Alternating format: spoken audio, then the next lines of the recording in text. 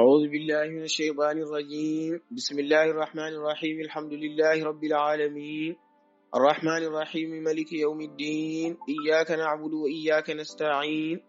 اهدنا الصراط المستقيم صراط الذين أنعمت عليهم غير المغضوب عليهم ولا الضالين.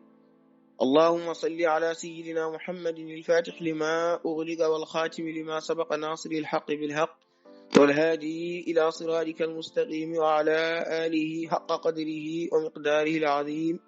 إن الله وملائكته يصلون على النبي يا أيها الذين آمنوا صلوا عليه وسلموا تسليما. صلى الله تعالى عليه وعلى آله وصحبه وسلم تسليما. سبحان ربك رب العزة عما يصفون وسلام على المرسلين والحمد لله رب العالمين. bandiraɓe julɓe caggal yettude Allah e julde nelaɗo sallallahu alayhi wa sallam yo weluwi Allah won e ceero men Cheikh Tidiane radiyallahu ta'ala anhu wona e dendagal julɓe foof. eɗen joddiɗo e jinnaɗo men Cheikh Ahmed Tidiane Alpha Mouhammad Souleymani Ba ɗo e wuuro men kay hey legal men Kilinkar galle men Cheikh Mouhammad Samas. eɗen goni e ñalawma men alarba lewru men haran ene yara e balɗe 13 fergo annabi ene yara e duuɓi ujunere e temen nayyi e capannayyi e jeeɗiɗi. ceerno min calminima min juurima min mbima assalamu aleykum wa rahmatullahi taala wa barakatuhu.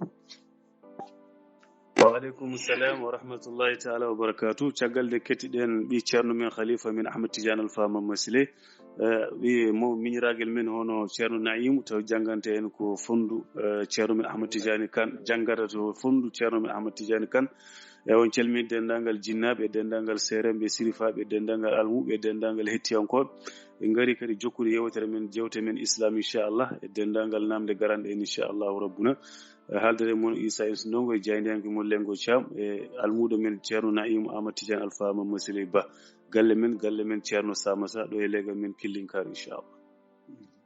wa aleykum salam wa rahmatullahi taala wa barakatuhu.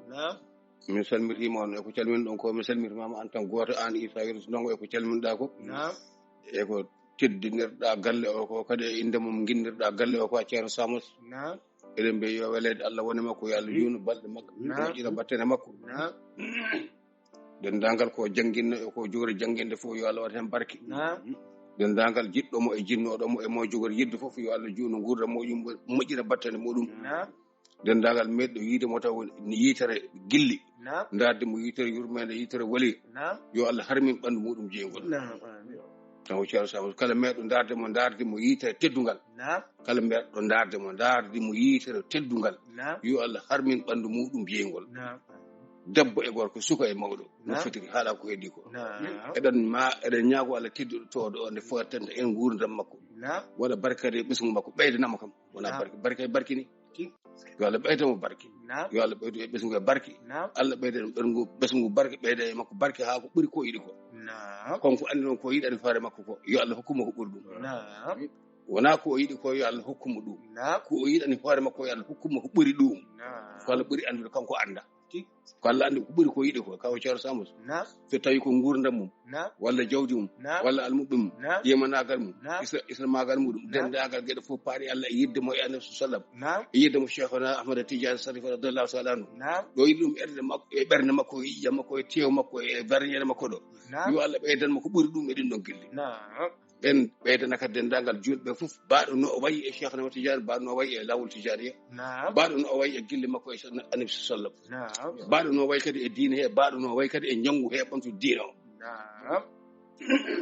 jafo ɗum en jaron ɗon koye affaire ramata haran en dañano yewtude hen fodde jewte koɗo mbiya juulmo wuuri fodde no jogirɗen ni e waktuji ɗi kono toon hande kadi en dutto hen kadi wiide juulmo wuuri ɓen mbaɗano juulmo wuuri ɓeɗen dutto hen wadde hen juulmo wuuri julɓe kam cerata a yafodirde julɓe ceerata e ñaagodirde yafuya woni hunde fof e ñaagodirde yafuya eɗen ñaago julɓe fof yafuya dendagal o potiri fof enen en jarlima banggue meɗen en jaafima en tinani fof en jarlima en jaafima julɓe kadi jarlodirat jaafodirat jurmodirat noon elaɗo sallllahu alih wa sallam wi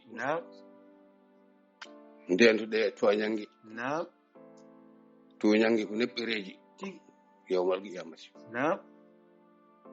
o yehi ha o haali hen Naam. ɓurata perdude e yowmal qiyamare fof Naam. ko joom bonandeji Tigi. kalfinaɗo hunde Naam. sawa on ko diine Naam. walla ko jawdi walla Naam. kala ko wawi wonde o tooñi e ɗin toñangeji Naam. sabu hadis garnoɗo kullukum ra'in Naam.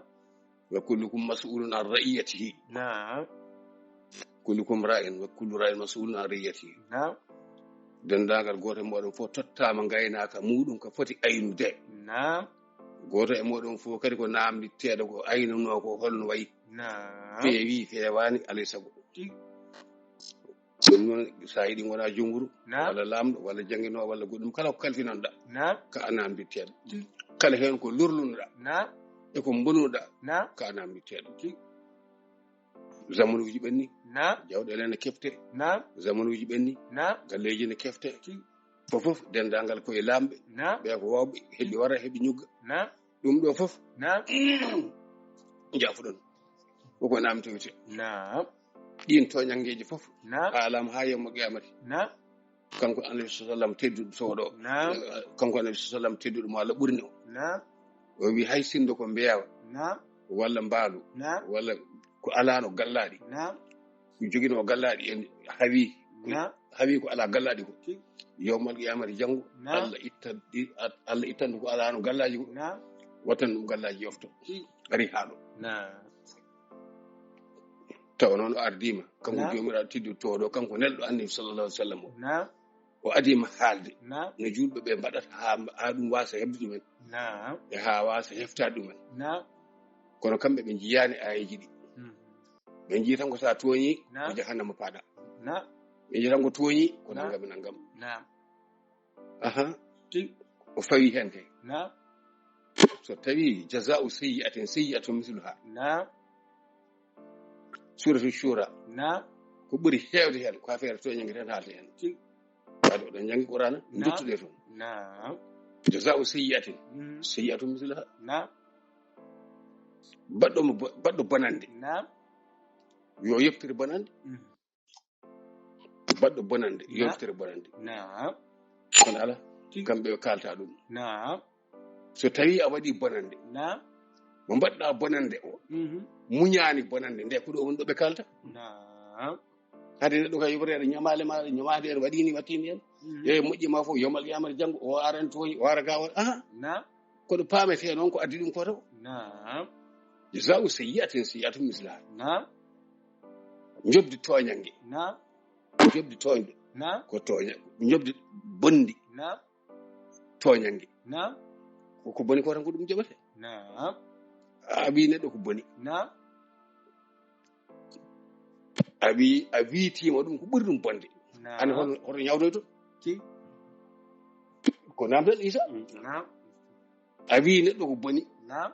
wiitimama hono ɗum Naam. walla hono ɗum walla ko ɓuri ɗum o Naam. anne hoto ñawdoyto bandiraɓe ƴeew ayi jogoɗa nder hoore ma ɓurñade hade seejo tan Naam. o aran jaggi ɗum o aran jaggi ɗum ha jomum jooɗo ha waɗi ala waɗa mbaɗen jam tan pamodiren Naam. ene woodi kay Tigi. kono dutto yaɓɓore alkarim Naam. jaza'u sayyi'atin sayyi'atun mislaha Naam. sa waɗi bonneɗo ko bonan tan kaɗɗa e ɓen Naam. ka kangaɗo ane kay ka kangaɗo Tigi. gasi Naam. ka kangaɗo kono ko kangaɗo deedaɗo aka heɓa noon ko ni mbaɗa ay anne joni holko ñawtoyɗa Naam. a ɓurtinani Tigi. o wima ka kangaɗo Naam. a ane kay ka kangaɗo i ko waɗata jomum wima ka kangaɗo Naam. walla ala hoore newa hen pawa hen goɗɗum e goɗɗum e goɗɗum waɗimati a woto dokoji Naam. iyani hoto ñawtoytoɗa yomal qiyamata janggo Naam.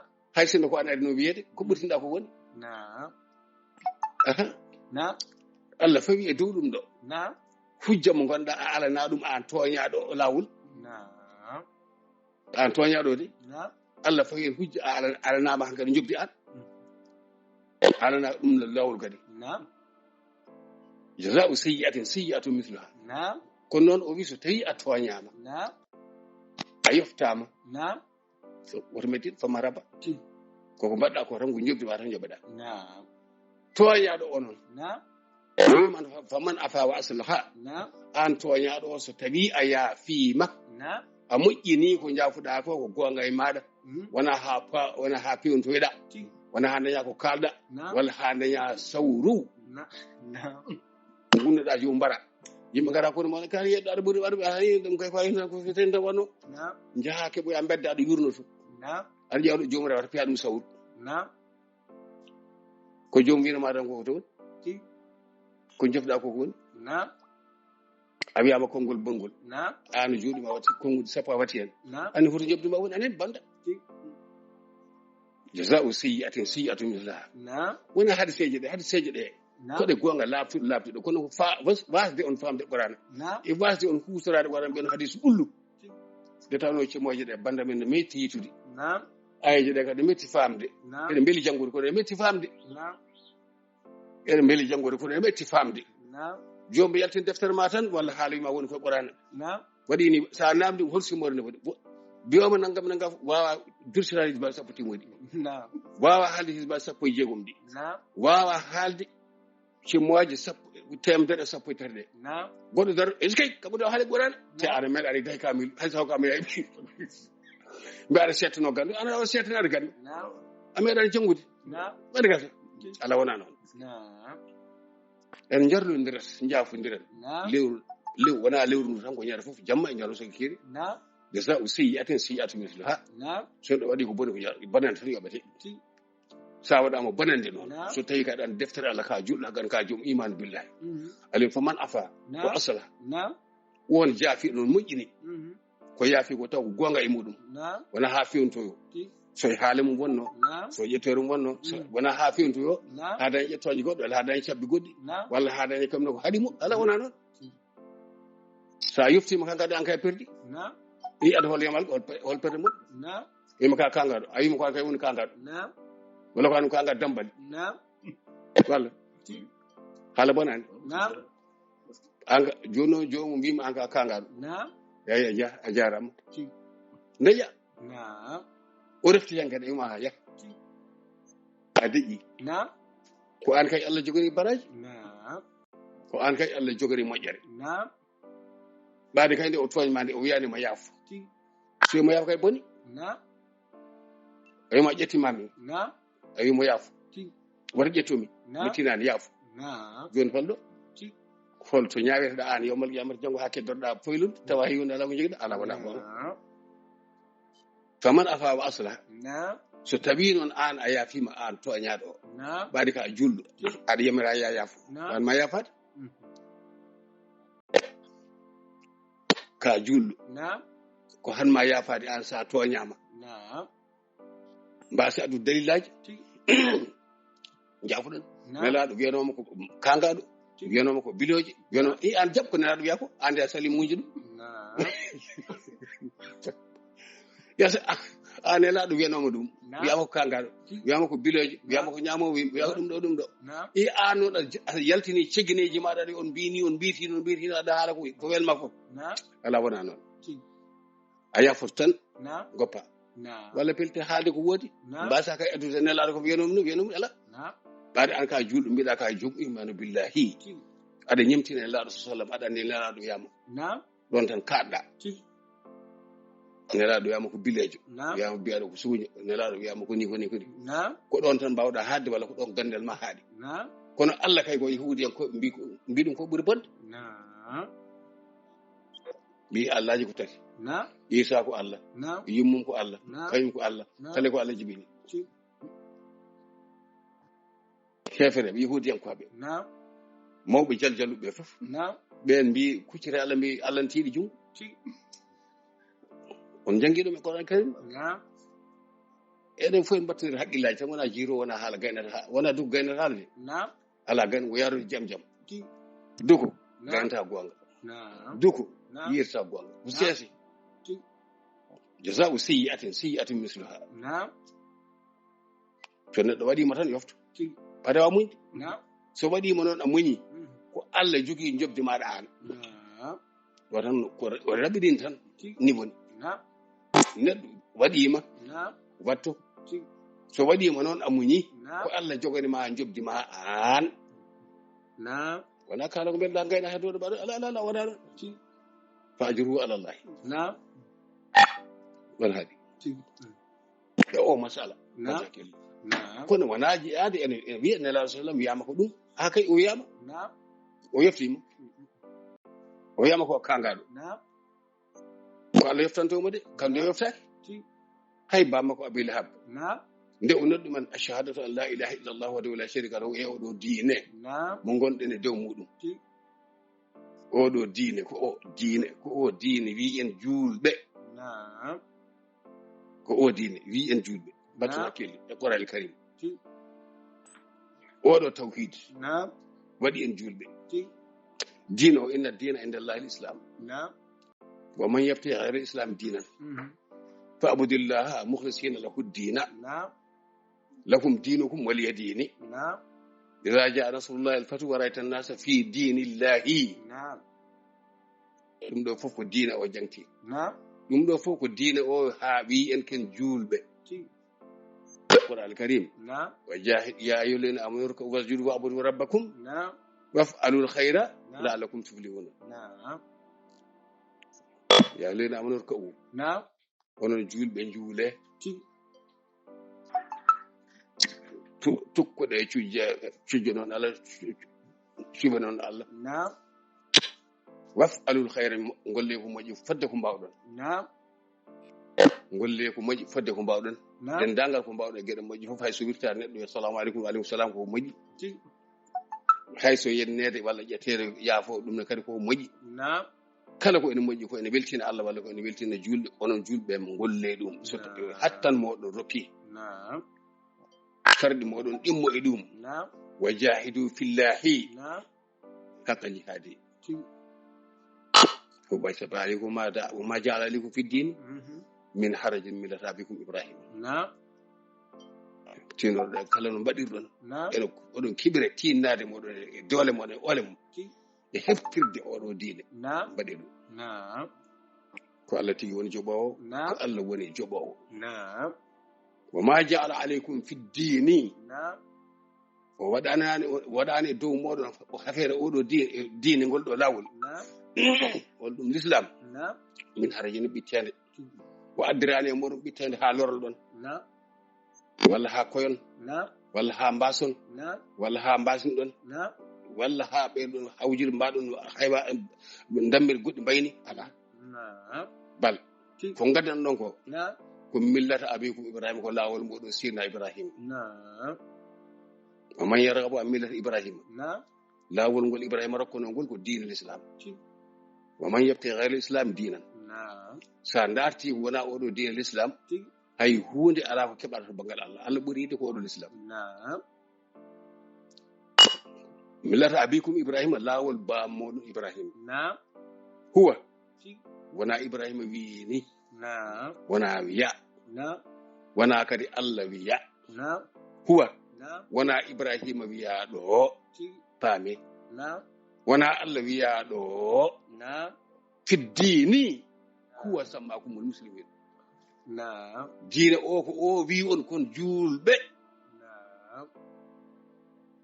onon yimɓe caggal maayo to yimɓe on sonko en firoji moɗon alama ko samme ko muslimin ko Ibrahima wi saɓa wona gonga de Ibrahima wi on kon muslimina de Allah kadi wiyani on noon ɗo ala ma ja'ala aleykum fi diini ari e Qur'an wa man yabtaghi ghayra l-islam diinan fa abudillaha mukhlisina lahu d-din lakum dinukum waliya din ara'ayta alladhi yukazzibu bid-din ɗum ɗo fof ko diine o wi on ni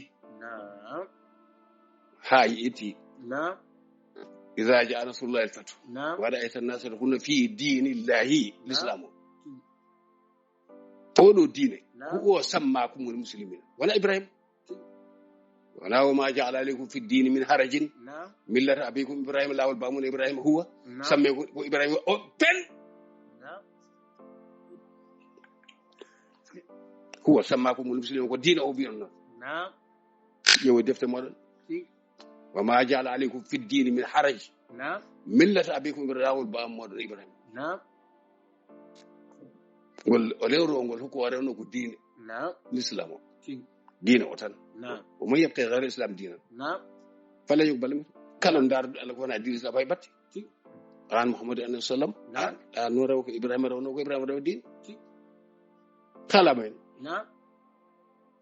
huwa sammakum muslimin diine o ko o sammakum muslimin wala Allah wi on ni wona Ibrahima wi on ni Naam.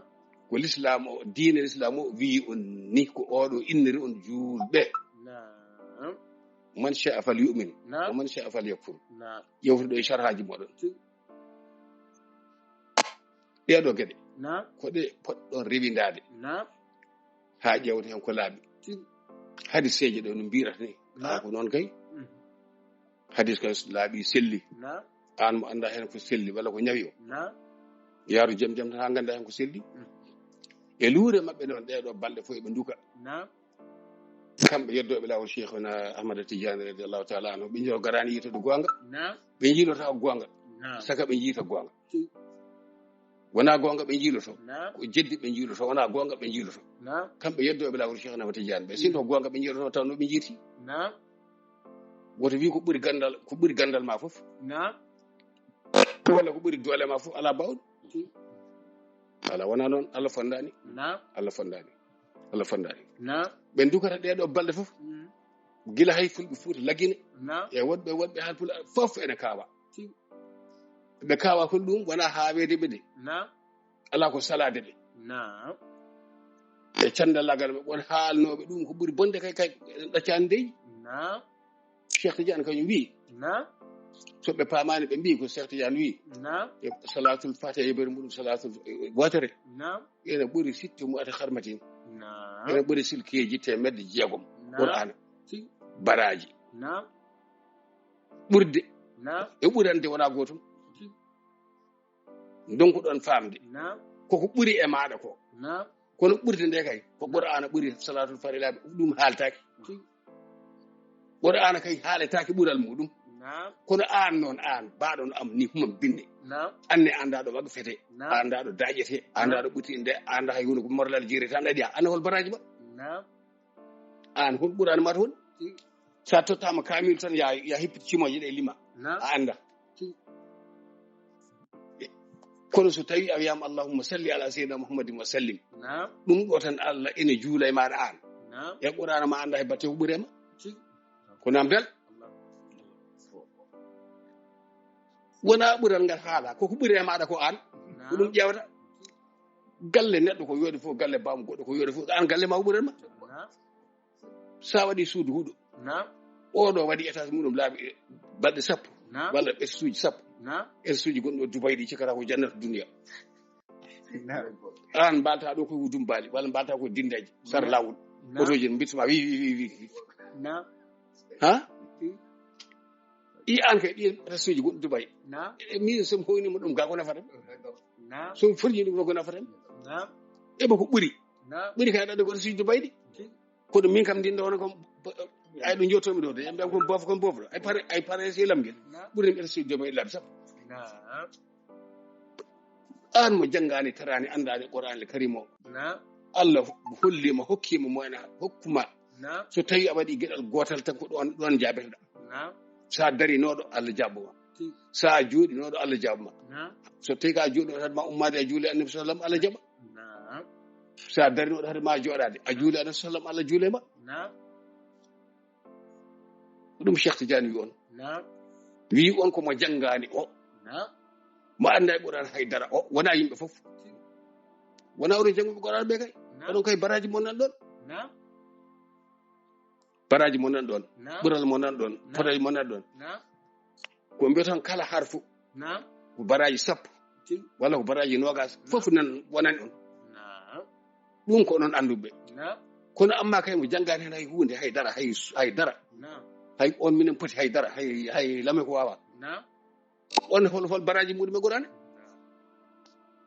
ha hay so tummutere muɗum wili wawa wiltude bandiraɓe e oɗo kam jotoɗo kam longinama astahfirullah longinama fatiha ko adi ɗum taw wawi longinama astahfirullah wawi wi longinama salatu ala nabi wi wona salatul fatiha tan ko sala Cheikh Tidiane so ɓi ko salatul fatiha kañum ko ɗum juldata wona salatu il ibrahima kama salata ibrahima e karmo ngel ngel wona ngel kama salata ala ibrahima ngel karmo ngel takki Allah ngel ɓe takki annabi sallam ngel ɓe takki ngel wona ngel yahata caggal wuuro koɓe tamira koye mabɓe meɗe mbiyani salatu ibrahima mbimi kama salaire o ko haram ko mbimi ha yomal qiyamata kadi ko noon tan mbiyanmi dalilu yo ara wona dugu ala ko addi signere mbayni ko ana wawa addude goɗɗo wawa addude ala ayiyat tan ayyani walla andano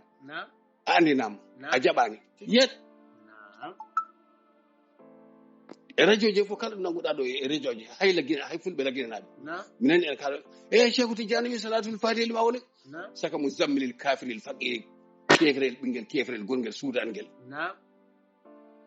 Cheikh Tidiane gullata cekanoma bama wawa itude bama wawa itude Cheikh Tidiane gulli kanko te gulli kanko wi salatu ala nabi gotol ene ɓuuri temedde jeegom khatmul qur'ana wonande noon mo janngane qur'ana mo anda wonande mo anda tajwid an hayri wawi goto anda tarqi anda ɗo sewata anda ɗo ɓuɗi anda dair hay anda hol baraji ma ɗum an so tawi silkiji temedere walla silkiji capanɗe jeegom ala ngal holko Allah yoɓanma oɗo kañum jooɗi mo ɗon jangi fatiha muɗum ha gayni calli gippon calli goɗɗani jaggi astafirullah so yiɗi waɗa course o yiɗi wasa waɗde course jooɗo ene ñumbo kono ene juula ene sallam allahumma salli ala sayyidina muhammadin wa sallim famɗani ko yo jofte muhammadin sallallahu alaihi wasallam tan allahumma salli ala sayyidina muhammadin wa sallim al-fatihi lima ughliqa o ko yettode annabi sallallahu alaihi wasallam no yettode ma wonirta e maɗa tan mbaɗɗa mande ni al-fatihi lima ughliqa ko ɗum woni yettode muɗum tan guddidɗo ko sokino a andano julde ko arka arano so arino gollaka millata be ko Ibrahima arano a andano korka e hoore muɗum balɗe capantere ɗe arano a andano darɗe 5 juuleteɗe tisbar ɗe arano ari e zamanu annabi sallam hokkama addama udditi dendagal ɗeɗo gueɗe fof annabaɓe ɓenni ɓooyi kanko sakkiti arde kanko udditi ɗeɗo gueɗe fof hajju arano farillaji muɗum arino dogde safa e maro Ibrahima alayhi salatu wasalam azin fi nnasi bil hajji ya'tuka rijalan wa ala kulli damirin an seyna Ibrahima noddu yimɓeɓe ɗum woni millata abaykum Ibrahima hajju o watta ko e diina l'islam kono sallam rokka ɗum annabi sallam no rokkirani al-fatihi lima ughliqa kanko holluma no hajjirte kanko holluma no wangorte kanko holluma no fomborte Ibrahima hollima holli bamma holli baban bamma hara beyyade beyyu ko on jeɗata kono ko jeɗata salatu fatihi lima ughliqa kono sallam uddir ɗum so tawi a hajjoyi a waɗi tel ya sakko hajjuma dakto wal baɗɗum e annabaɓe hol guddi ɗum Ibrahima uddi hen ɗum Ibrahima hirsino toon femminoma toon ko ɗum ɗon alah sallam sa anda fatihi lima ughliqa ko ɗum woni yettode annabi sallam